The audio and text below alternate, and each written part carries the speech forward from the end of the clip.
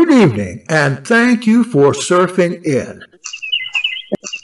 Whether you knew this or not, I want to get married. I've been a widower for almost 12 years now. It really took me a long time to find a suitable mate for this old man, but after a long search, I did. The only problem is that she lives half a world away. My biggest concern was religion. I met a lot of women, including Hebrew roots. I did computer dating for a while. I had a couple of steady girlfriends. Some said they were Nazarene Israelites, but come to find out either they weren't or otherwise we weren't compatible. Until I found this girl across the world in a Facebook Hebrew singles group. Went over and met her, spent some time with her, and I liked her a lot and fell in love. Then COVID came, she got in a lockdown, the U.S. Embassy shut up, and we were trying to get immigration status for her to come here. But while millions were coming in, free and clear, through the southern border, nearly 3 million legal candidates for immigration were left hanging. Embassies closed,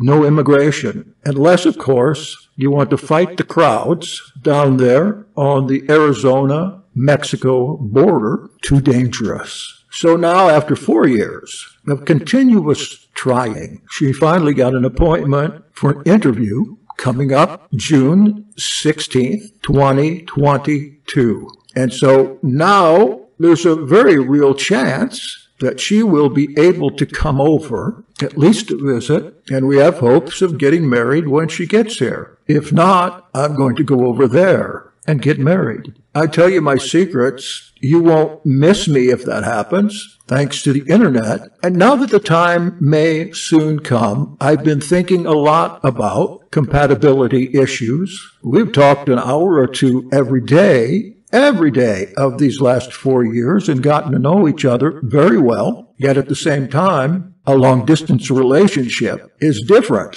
from having your fiancé in the next town. And not only that, I get a lot of flack that I shouldn't get married because of my age, or because of my health, or because of other issues. So in this contemplation, I thought I would do a little show here on marriage, especially marriage among older people. And so what I have for you are 5 essays, starting with a biblical view of marriage, and 4 more from secular viewpoints that don't mention anything about faith, primarily money. I believe that money is the first and religion is the second deterrent of a happy marriage. And in some cases like mine, I believe religion would be the number one problem we might have, except we're the same religion. It's hard to find an Essene. I had to go clear across the world to find one, and one whom I agree with on every jot and tittle. Now, the last 4 short essays have primarily to do with money, but I know that's not going to be an issue in our marriage if it happens. Why? Because we ain't got none, or not much anyway. The process of immigration takes some money, and we've both been saving everything we've had in order to make this happen. Nevertheless, you're going to find some good information on here, especially if you're older. And if you're younger and have recently got married or been married for 10 years, there's a lot here that you should periodically reevaluate about your own marriage or your engagement. And though some of this regarding money is rather tedious, you really can't do without the advice. So here are our 5 Yahad reporters giving you 5 worthwhile essays on marriage, and especially among older people. You are about to experience Jackson Snyder Presents, direct from the Vero Essene Yahad, a Hebrew Nation radio original program. JSP is a variety show seeking out Jewish and Christian origins, religion, theology, and history, and doing so in a fashion that is both educational and entertaining. Welcome to Jackson Snyder Presents. Here's a biblical view of marriage, an essay by Christopher Ash. And I am your servant of Elohim, Donald A. Netzeri, for Vero Essene Yahad. The biblical view of marriage is of an Elohim-given, voluntary, sexual and public social union of one man and one woman from different families for the purpose of serving Elohim. Marriage was first instituted by Elohim in the order of creation, given by Elohim as an unchangeable foundation for human life. Marriage exists so that through it humanity can serve Elohim through children, through faithful intimacy, and through properly ordered sexual relationships. This union is patterned upon the union of Elohim with his people who are his bride, Messiah with his assembly. Within marriage, husbands are to exercise a role of self-sacrificial headship and wives a posture of righteous submission to their loving husbands. This institution points us to our hope of Messiah returning to claim his bride, making marriage a living picture of the gospel of grace. This study will comprise three main parts. First, we consider what kind of thing marriage is. This may seem a strange beginning, but it is foundational to our study. Next, we discuss the point or purpose of marriage. Finally, we ask the definitional question, what is marriage? The nature of marriage. Marriage is an institution of Elohim's creation order. When cultures debate marriage-related questions and discuss the ethics of sexual relationships, there is a fundamental divide between those who consider marriage to be, in its essence, a thing given from Elohim, and those who regard it as a cultural construct. In Matthew 19, when Yahshua is asked a question about divorce, he begins by affirming the teaching of Genesis 1 and 2. Have you not read that he who created them from the beginning made them male and female, Genesis 1:27, and said, Therefore a man shall leave his father and his mother and hold fast to his wife, and they shall become one flesh, Genesis 2:18. Matthew 19 verses 4-5. By taking us back to creation, Yahshua affirms what Genesis teaches, that the two-part sexuality of humankind, created male and female, and the institution of marriage are given from Elohim. This is given in the double sense of given and non-negotiable and given as gift. Professor Oliver O'Donovan writes that created order is not negotiable within the course of history and is part of that which neither the terrors of chance nor the ingenuity of art can overthrow. It defines the scope of our freedom and the limits of our fears. Marriage is a good and stable institution. Human cultures may seek to reinvent it or reshape it, but under Elohim it stands as an unchangeable foundation for human life. Marriage has, of course, many culturally variable expressions. People enter marriage through varied ceremonies and engage in marriage in different ways. But, in its essence, the institution is a part of the created order. For this reason, we may explore from the Bible its purpose and definition. Marriage is created that we may serve Elohim through children, through faithful intimacy, and through properly ordered sexual relationships. It is both theologically important and pastorally helpful to ask the question, for what purpose has Elohim created marriage? We naturally begin by asking what hopes and ambitions a particular couple may have as they enter into marriage. But before we do this, it is foundational to ask why Elohim has created the marriage institution. The Bible teaches three main answers to this question. But before we consider them, we should note one overarching theme, the service of Elohim in his world. In Genesis 2:15, Yahweh Elohim took the man and put him in the Garden of Eden to work it and keep it. The man is the gardener. His is the guardian and the farmer in Elohim's garden. In this context, we read in Genesis 2:18, Then Yahweh Elohim said, It is not good that the man should be alone. I will make a helper fit for him. A careful study of Scripture establishes what the context here suggests, which is that the problem with the man's aloneness is not a relational loneliness, but rather that there is too great a task to be achieved. The man needs, not so much a companion or a lover, though the woman will be those, but a helper to work alongside him in the guarding and farming of the garden. To acknowledge this transforms the study of marriage from a consideration of what pleases us or what we enjoy into a focus upon what will serve the purposes of Elohim. Paradoxically, the most secure and happiest marriages are those that look outwards beyond their own, often stifling, self-absorption to the service of Elohim and others in Elohim's world, through love of Elohim and neighbor. Under this overarching heading of the service of Elohim, we may place the three traditional biblical benefits of marriage: procreation, intimacy, and social order.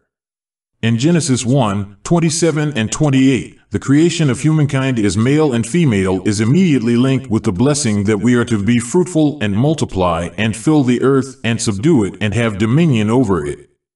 That is to say, the first way in which marriage leads to the service of Elohim is through the procreation, and then the righteous nurture, of children.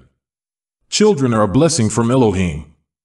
Not every married couple is given this blessing. When they are not, it is a cause of sadness. A marriage is still a marriage, and can honor Elohim deeply, without children. But we are to esteem the procreation of children as a costly and sacrificial blessing. Our prayer is that children will grow up in the discipline and instruction of the Almighty, Ephesians 6:4, and become, in the language of Genesis 2, fellow gardeners under Elohim to care for His world. Sexual desire and delight within marriage are wonderfully affirmed within Scripture, Proverbs 5:18 and 19. To deny the goodness of marriage is to side with the snake in the Garden of Eden, when he questions the goodness of Elohim, Genesis 3:1 and 1 Timothy 4:1 through 5. The relationship of the covenant Elohim with His people is portrayed as a marriage in which the Almighty is the husband and the people of Elohim are His bride, Isaiah 62:5. In the New Testament, this theme moves into a new key as the marriage of Messiah, the bridegroom, with the assembly of Messiah, His bride, Ephesians 5:22 through 33. Sexual intimacy within marriage is designed to serve Elohim by building a relationship of Elohim-honoring delight and faithfulness, an intimacy that portrays the prophetic intimacy that the whole assembly of Messiah will enjoy with Messiah, her bridegroom. It would be hard to imagine a higher calling for couples embarking upon marriage. The Bible is realistic about the power of sexual desire, both male and female, with all their differences, and the possibilities of chaos and disorder that arise from those desires when they are not channeled in Elohim's proper order. The seventh commandment's prohibition of adultery, Exodus 20:14, functions as the tip of an iceberg of teaching in both Old and New Testaments that forbid sexual immorality of all kinds. All sexual intimacy that lies outside of the covenanted union of one man with one woman in marriage comes under the biblical definition of sexual immorality. The Bible protects nakedness, sexual nakedness, in the context of sexual arousal, and thereby prohibits pornography, rape, the abuse of women, sex between a man and a man, between a man and many women, between a woman and a woman, between a woman and many men, and between human beings and animals. This boundary around sexual expression is a good and necessary protection of sexual order in any society. When it is broken, and especially when it is broken by a whole culture, sexual chaos ensues, and many lives are desperately damaged. Marriage is the voluntary sexual and public social union of one man and one woman. This union is patterned upon the union of Elohim with His people who are His bride, Messiah with His assembly. Intrinsic to this union is Elohim's calling to lifelong exclusive sexual faithfulness. We may summarize the Bible's definition in terms of the following elements. Marriage is a voluntary union. The Bible condemns rape and forced marriage. 2 Samuel 13:14. A man and a woman need to give their consent to be married. With this consent, they each agree to give to the other all that they are as sexual beings. 1 Corinthians 7:2 through 4. Such consent ought to be given with some understanding of the nature of the institution into which they both enter. Marriage is a public union. While the intimacy is, and must be, private, the nature of the union is to be public. The man and the woman promise before witnesses that each will be faithful to the other until one of them dies. Those unmarried, living together, labor under an ambiguity about what exactly the man and the woman have consented to. Often there are different understandings between the two of them. But when a man and a woman marry, there is no such uncertainty. Each has publicly pledged their lifelong faithfulness before the wider society in which they live. In a healthy society, this means that societal support is given for a married couple. There is a social cost to pay by a husband or a wife who breaks a marriage. Marriage is between a man and a woman. This is how Elohim has created humankind. A society may call a relationship between two people of the same sex marriage, but in the sight of Elohim, it can never be so. Yes, marriage is between one man and one woman.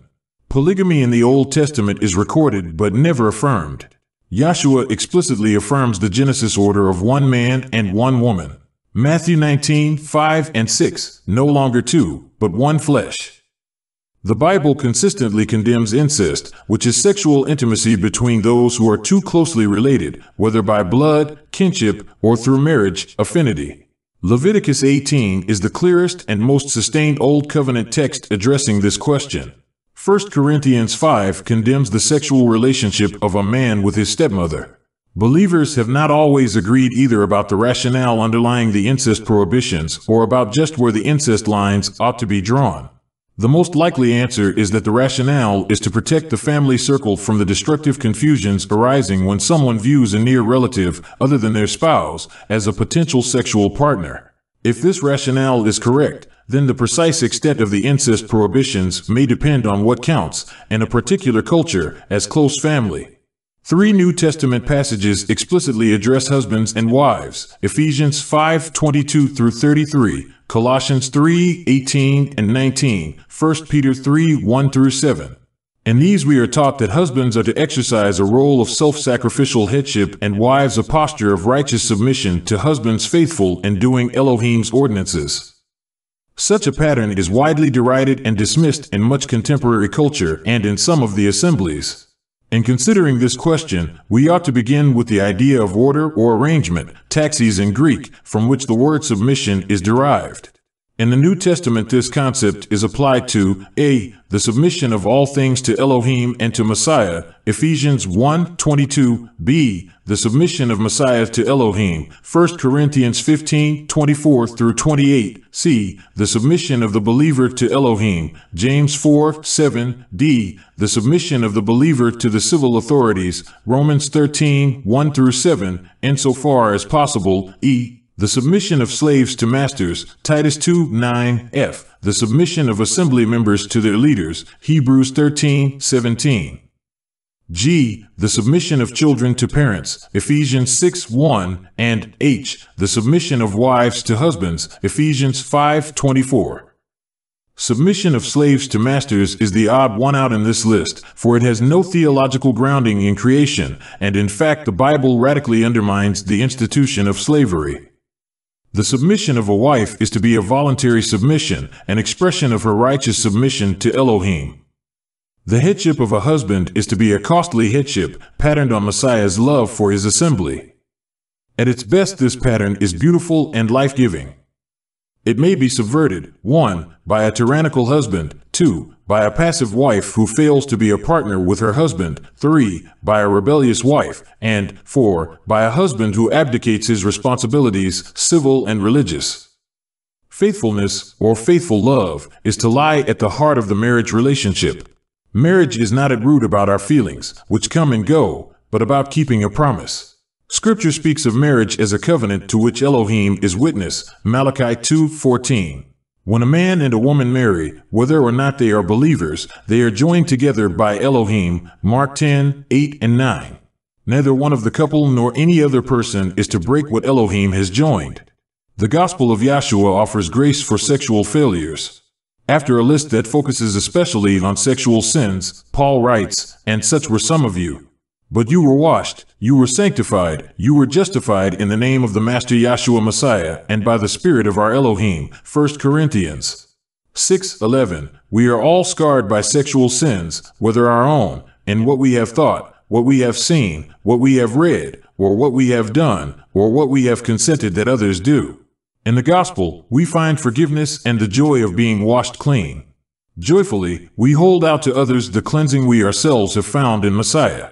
And I am Donald H. Netzeri for Vero Essene Yahad. Hello, I'm Anita Komodo, and I will read an essay entitled Marrying Later in Life. 3 things to talk about. First, getting married is different when you're older. You already have the dishes, fancy mixer, and guest towels. But you may also own a home, or have a bigger savings account. Maybe credit card debt, maybe kids. Marrying later in life, when you're more established, requires different financial considerations. 1. Talk about how you'll manage money day to day. Discuss whether you'll commingle your funds. Older couples have had more time to manage their own money and may find it's an adjustment to share. You're not just merging your money, but also your lifestyles, says Heather Winston, Assistant Director of Financial Advice and Planning at Principal. Think about how you've been managing your money separately. Then talk about what you'll do differently. You can combine money and pay bills from joint checking and savings accounts. Keep some accounts separate and open a joint account or two. You may have some bills you want to pay from your own accounts, think college funds for your kids, and others you'll pay together, like a new mortgage. Continue to maintain separate accounts. Decide who will pay which bills and how you'll save for goals separately and together. Tip: understand how marital assets are handled in your state. Every member of a joint account could have legal rights to the money. It also means if one person gets sued or fails to make debt payments, the money in a joint account could be at risk. Consult an attorney to understand the legal implications. If you maintain separate accounts, consider how you'd access the money in case of an emergency or if someone was incapacitated. 2. Decide how to handle assets and debts. Set a time to talk numbers, laying all your cards on the table. This is really about setting priorities, not airing dirty laundry. Share what you each bring to the marriage, prioritize what matters most to you as a couple, and then build a budget based on that. Some conversation items: assets. Bank accounts, investments, real estate, or retirement savings, like a 401(k)s or IRAs. Income, paychecks, rental property, or other sources of income. Debt, cars, credit cards, mortgage, student loans, for you or your kids, or personal loans. If you're planning on making some big purchases together, a vacation home, a new car, etc., consider sharing your credit scores as well. Child support, alimony, if it applies to you. Tip: you may want to spell it all out in a prenup, an agreement meant to ensure your wishes are clear in case of divorce, who's entitled to property and who's responsible for debt. Consult an attorney to understand the legal implications. 3. Figure out what else you need, financially. When you have a feel for your cash flow as a couple, work through the remaining aspects of your overall financial plan. Some topics to consider: health and dental insurance. Getting married is considered a benefit event at work, meaning you can make changes outside of the normal election period. If you each have coverage available, consider whose is a better fit for your joint needs. Life and disability insurance. Do you have adequate coverage? If you're not sure how much you need, use our disability insurance calculator. And update your beneficiaries while you're at it. Long-term care insurance. Once you marry, you're responsible for your spouse's medical debts. Medicare doesn't cover most nursing home care, and a married couple's combined assets are counted when determining eligibility for Medicaid. Retirement plans. Is this a good time to increase participation in your 401(k), contribute to IRAs, or make catch-up contributions? Update your beneficiaries, too. Will/estate planning and trusts. Create or update your will, power of attorney for health care and for finances, and a health care directive, living will. Some people also create a living trust. Trusts can get complicated, especially if either of you have children, so enlist the help of a good estate planning attorney. Taxes. Being newly married may bring tax benefits, but it could also result in higher taxes. Talk to your tax advisor about the implications and if it's better to file individually or jointly. The name on your income tax returns should match the name you've registered with the Social Security Administration. If you or your partner have been married before, pension/retirement benefits and rules for former spouses. Generally, pension benefits earned during marriage are considered joint assets, but how the assets are divided and whether the survivor benefit is payable is up to your state's divorce court. Review any qualified domestic relations order before remarrying. Social Security. Understand ex-spouse benefits and how they affect you. Divorce decree provisions. Review any provisions regarding alimony and remarriage, life insurance, child support, and additional provisions for kids from your prior marriage. Do clauses need to be reevaluated now that you're remarrying? And if you have children, financial aid for children's education. A new spouse's income may be considered in college financial aid applications. Some people postpone marriage because of that, especially if they have a big salary discrepancy. Though a large, blended family could work in your favor if the kids are in college at the same time. You may contact us at Jackson Snyder Presents at this email address, veroyahad@gmail.com. That is VEROYAHAD@gmail.com. And let me remind you, you are listening to Jackson Snyder Presents with your host tonight, Bogdan G. Shrumkov. Thank you for listening. We'll be right back.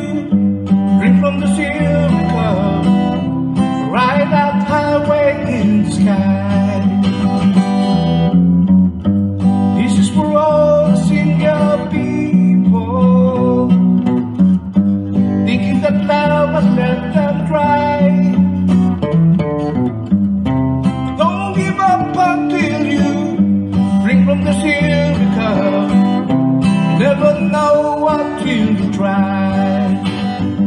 Well, I'm on my way. Yes, I'm back to stay. Well, I'm on my way back home. Join us now for more of this interesting discussion.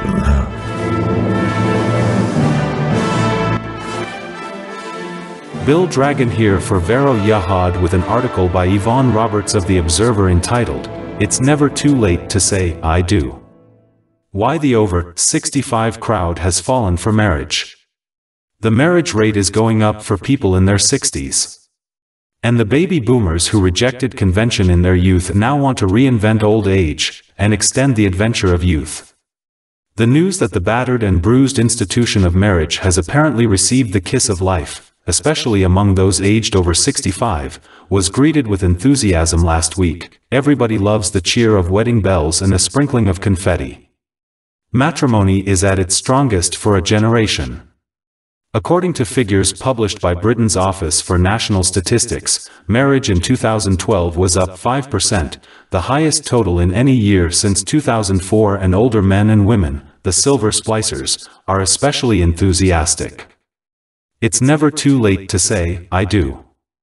The number of grooms in their late 60s increased by 25%, 2011 to 12, while brides of the same age went up by 21%. 1 in 10 had been single, 2/3 divorced, and the rest widowed before tying the knot. So what's going on? Over the last couple of hundred years, for women marriage has moved through several guises. First, it was a matter of, I must, so a girl had to make the transition from her father's house to her husband's household, as a wife. Next came, I ought to, because of society's expectations, notions of respectability and the fear of spinsterhood. This was followed in the 50s by, I want to, as individualism, the independence of the wage-earning woman, and consumerism took hold. Finally, or so it seemed for marriage, we arrived at the 60s, feminism, liberation, and, for many, a resounding, I don't, as divorce soared along with cohabitation while church weddings waned.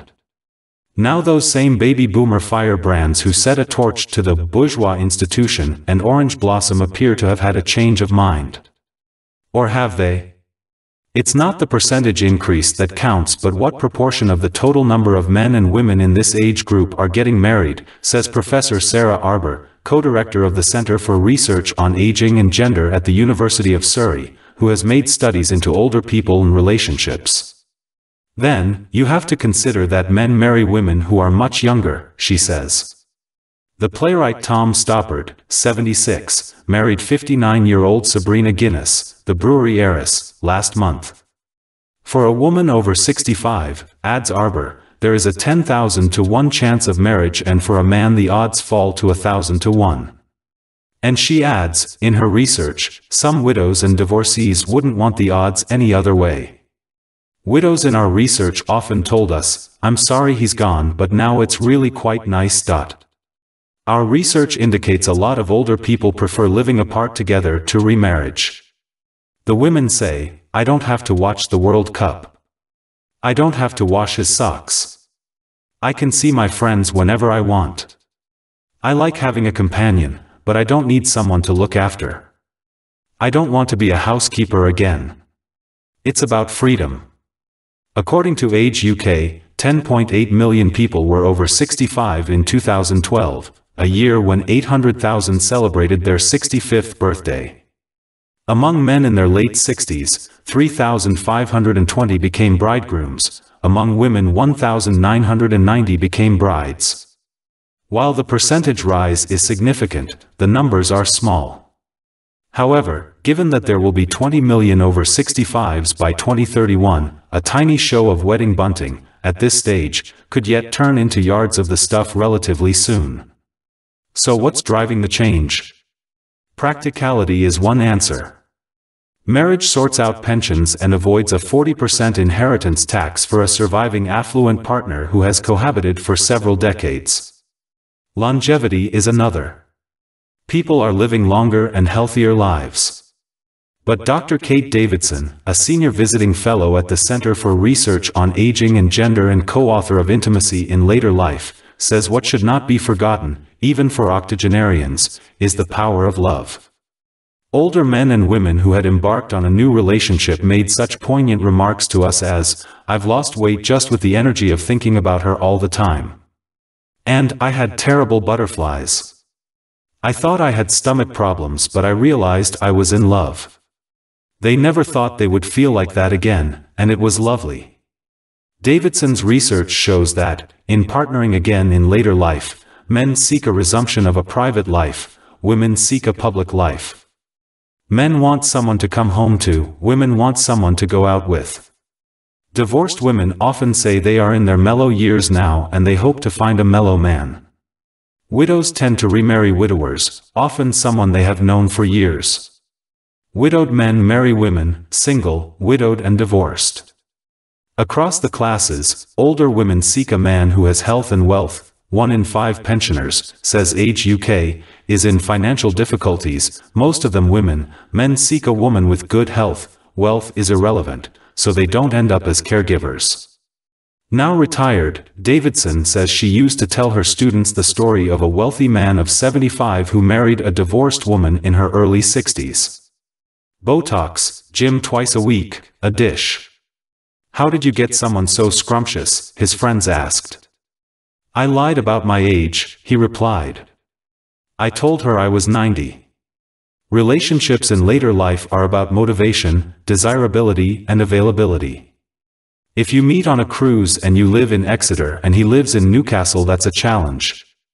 Janet Fink and Jackie Gabb of the Open University have just completed a 2-year project, Enduring Love, funded by the Economic and Social Research Council. A book, Couple Relationships in the 21st Century, is published next year. Couples who divorce and marry later in life often have a better sense of who they are and what they want from a relationship, Fink says. What matters is good communication and thoughtful gestures, a cup of tea in bed in the mornings. Couples of 60s plus see a much longer-term future for themselves. It's another adventure to be had in life. Denise Knowles, a Relate counselor, says older couples have more time, some have more money and no longer have childcare commitments. They are free from the stress of work, but there are still rocks in the lagoon of love. For one, the reactions of grown-up children. Some daughters and sons are happy for a parent. They are realistic. If there's a partner, it may ease the burden of care on them later in life. Others are concerned about inheritance, so wills have to be carefully thought through. In 24 years as a counselor, I've seen so many manifestations of what holds a couple together, including toy boys. Today we are seeing a huge diversity in what makes relationships work.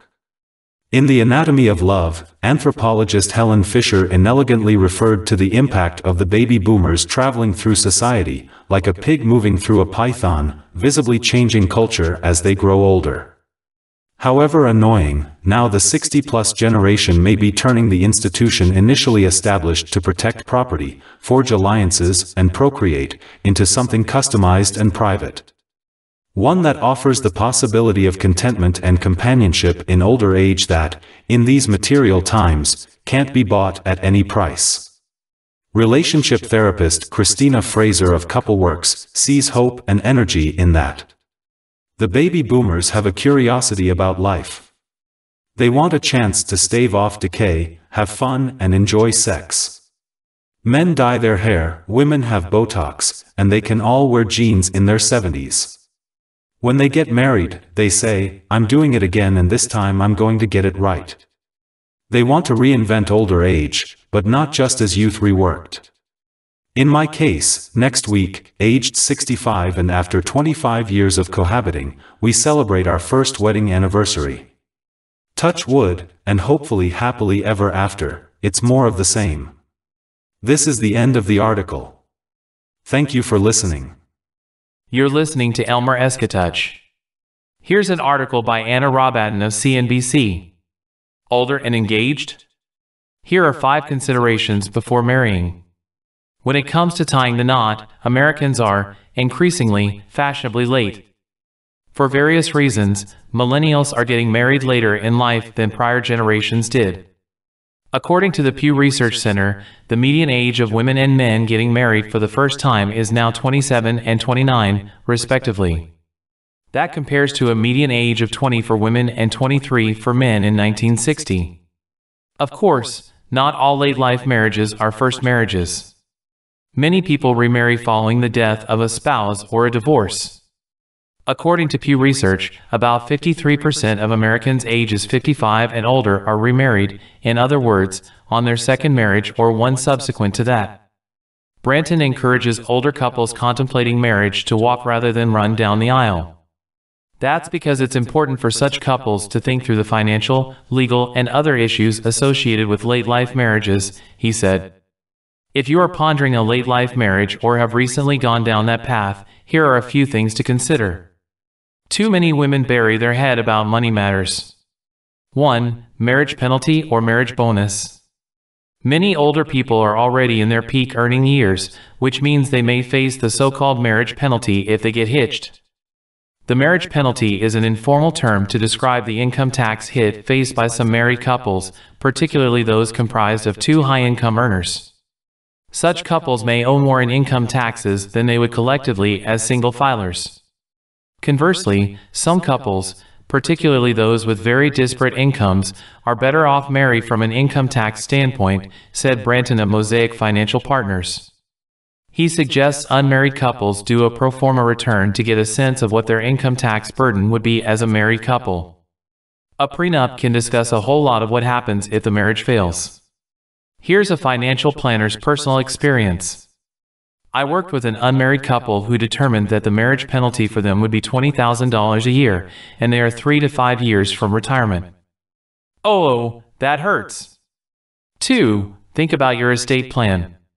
Getting married gives your new spouse some built-in inheritance rights that may upend your estate plan.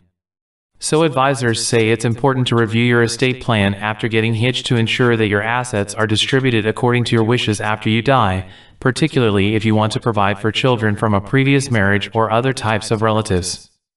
If, for instance, you want to leave a retirement account to a niece or nephew, your new spouse will need to sign a notarized beneficiary form permitting that person to inherit the account, said Branton. 3. Be transparent about your finances. When you're older, you may have more in the way of assets and a higher income than someone in his or her 20s, but you may also have more financial baggage, such as obligations to a former spouse. To get off on the right foot, it's important for older couples who are contemplating marriage to be transparent with one another about their financial situations, said Lily Vasilev, a certified financial planner and divorce expert who is founder and president of Divorce and Money Matters. She suggests sharing information on assets and debts and reviewing any divorce agreements, as well as credit reports and scores. If your betrothed has lousy credit or significant credit card debt, that will obviously impact your ability to do certain things as a couple, such as buy a home, said Vasilev. Another issue older couples should discuss is how much to merge their financial lives, she said. After all, someone who has been handling his or her own affairs for many years may have a harder time compromising with a new spouse than a younger newlywed. 4. Consider a prenuptial agreement. It's no fun to ponder divorce when you have finally found your true love, perhaps the second time around, but some advisors strongly urge older engaged couples to consider a prenuptial agreement. Suddenly single? Wait before tackling money matters. A prenup is a legal document that spells out how assets should be split up if a marriage fails or a spouse dies. Such agreements might address what happens to your interests in a business if you divorce or die. A prenup can also clarify your intentions when it comes to passing down assets to children from a previous marriage or to a favored charity. In your will you can do a lot of these things, but a prenup can discuss a whole lot of what happens if the marriage fails, said Radina Jones, a certified financial planner and certified public accountant with Innovative Financial who works with executives and business owners. Some of her newlywed clients are pushing 70. 5. Consider the cost of long-term care. If you are getting married very late in life, there's a chance that you or your spouse will need long-term care during your marriage. According to Brenton of Mosaic Financial Partners, the average stay at a long-term care facility is 3 years, and the price tag for that can be $200,000 to $300,000. If your betrothed doesn't have that kind of money or long-term care insurance, you might end up footing the bill for their care someday. Medicare, according to Branton, only covers about 2% of the cost of long-term care. In addition, as a married couple, you may have to spend down your collective assets significantly before becoming eligible for Medicaid coverage, he said. If you are thinking about marriage at an older age, none of these things should be deal breakers, said Branton, just considerations and issues to be dealt with. Great kavod to Yahweh our Elohim from your reporter, Elmer Eskatuch. This is Broccoli Cataber with an article by Bridget Uile titled, 5 Financial Things to Consider Before Marrying Later in Life. Pre-wedding planning can avoid problems down the road. When two people marry later in life, there is more to sort through than just wedding gifts. Marriage between two people with longer histories involves important decisions concerning finances, children, assets, housing, and retirement, to name just a few. Here are 5 topics you will want to take up with your intended spouse right away to ensure your best financial interests as individuals and as a couple are protected in your new union. Key takeaways. Older couples who plan to marry should discuss issues such as finances, children, assets, housing, and retirement before their wedding. When combining finances, it's best to be open about everything from your degree of indebtedness to investment strategies and retirement plans. Be sure to update your tax information, determine your filing status, and update your name and benefit status with the Social Security Administration, SSA. Complete estate planning to see that your family's financial needs are met after you die, and update beneficiary information for wills, life insurance policies, and the like. Consider creating a prenuptial agreement to ensure that your financial assets are protected in the event of a divorce and to clarify property division when one of you dies. 1. Combining finances after marriage. Older couples tend to be more set in their respective ways, especially when it comes to money management styles. They've also had more time to accumulate significant assets. This can make it a little harder to merge finances, especially when one partner is a spender and the other is thriftier, or when one partner has considerably more resources than the other. If either partner has young children from a previous relationship, it introduces a whole other set of issues to discuss, such as the payment or receipt of child support and possibly alimony. Even when there are adult children, there are issues of inheritance to clarify. Some smart planning can help you ease this transition. Here is advice from the Financial Planning Association and the American Institute of Certified Public Accountants that you can use, preferably before walking down the aisle. 12. Discuss each other's credit histories by reviewing credit reports and scores together. Determine each partner's indebtedness and comfort level with debt. Reach an agreement about how to share paychecks, savings, and bill payments. Set up one joint banking account and an individual account for each partner. Decide who will be the primary breadwinner or if you will both be contributing more or less equally. Compare investment strategies and styles, such as whether you are aggressive or conservative. Figure out what level of savings you'll want to have as a couple. Discuss what you envision for retirement if you are not yet retired. Talk about where you plan to live, now and in the future. Discuss how you will handle everyday child expenses and school/college tuition for kids from a previous marriage/partnership. Prepare a formal agreement with any ex-spouses about the children. 2. Updating tax filing information. The Internal Revenue Service, IRS, advises newlyweds to ensure that the names on their tax returns match the names registered with the Social Security Administration, SSA. If not, any tax refund could be delayed. Also, consider whether it makes more sense financially to file a joint tax return or to file as married filing separately. Make sure each of you straightens out any tax issues with a previous spouse before remarrying. If your spouse dies and you remarry before the end of that tax year, you can file a joint return with your new spouse. 3. Estate planning with a new spouse. Estate planning is imperative. This organization of your property is a means to see that your family's financial needs and goals are met after you die. Estate planning is especially important when children from previous relationships are involved because it ensures they will receive what is rightfully theirs. Keep in mind that state laws regarding estates vary. Regarding wills, life insurance policies, retirement accounts, investment funds, other financial accounts, and prenuptial agreements. Many financial planners, estate planners, and accountants also advise considering prenuptial agreements when you marry or remarry later in life. In a marriage, all assets and income usually become community property, even if they're held in one person's name. A prenuptial agreement is a written contract, to which both parties voluntarily agree, that outlines the terms and conditions associated with dividing up financial assets and responsibilities if the marriage dissolves. A prenup is especially important if you and your intended have large income or resource disparities. The agreement should be discussed and finalized with a lawyer before the marriage, because state laws don't always recognize postnuptial agreements. The prenuptial agreement can help determine what will be left for each of your respective families to inherit if you divorce or when you die. Generally speaking, a prenup cannot address matters dealt with in divorce agreements, such as child support, visitation rights, or custody. Additionally, because a prenup is a financial tool, it cannot be used for non-financial matters. You can't make your spouse promise to make lasagna every Friday night, for instance. And you can't use a prenup to designate who will change their name or to make agreements about children. Many of the same details that go into drafting a prenup are required for an estate plan, so it is a good way to ensure you are providing for your spouse and managing your children's inheritance at the same time. Trusts and wills. A prenup can stop your spouse from challenging your will or any existing trusts.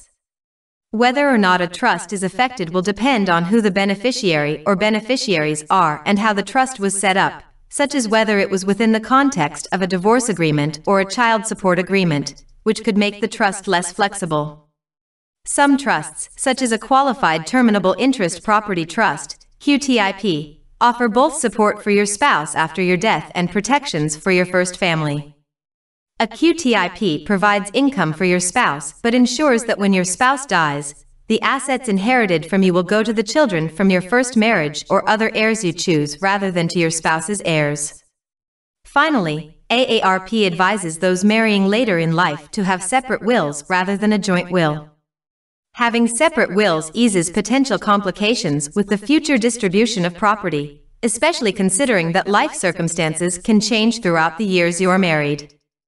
Make sure to update your respective powers of attorney, including your medical powers of attorney or healthcare proxies.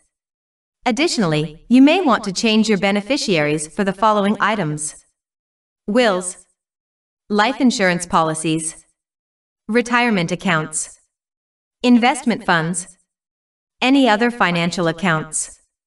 4. Updating info with the Social Security Administration.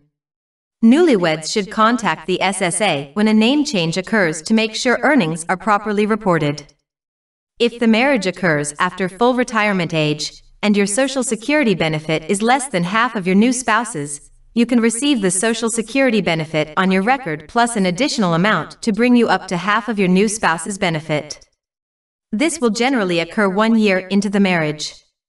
If you are receiving any divorced spousal benefits, generally, those benefits end if you remarry. Widows or widowers' benefits aren't available to a spouse who remarries before age 60. If you remarry after age 60, or after 50 if you're disabled, though, you will still receive benefits based on your former spouse's income history. 5. Reviewing Medicaid benefits. Marriage can affect benefits paid by Medicaid, a health benefits program for low-income individuals.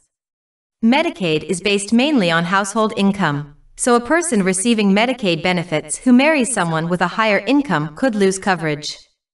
Check the eligibility rules for your state to learn how marriage could impact your benefits. The bottom line: marriage can affect every aspect of your financial life. Sit down as a couple to learn more about each of your present financial situations and future goals, and then talk to an attorney. Consider keeping most assets and property separate to minimize complications, especially when you have heirs. If you didn't make a prenup but are thinking that it would have been a good idea, you can still create a postnuptial agreement. Though a postnup may be considered less valid than a prenuptial agreement, some legal documentation is better than none. Most importantly of all, don't end your discussion at the aisle. Maintain ongoing discussions about finances throughout your married life, for richer or poorer. And this ends the article. You have been listening to Jackson Snyder Presents on Hebrew Nation Radio.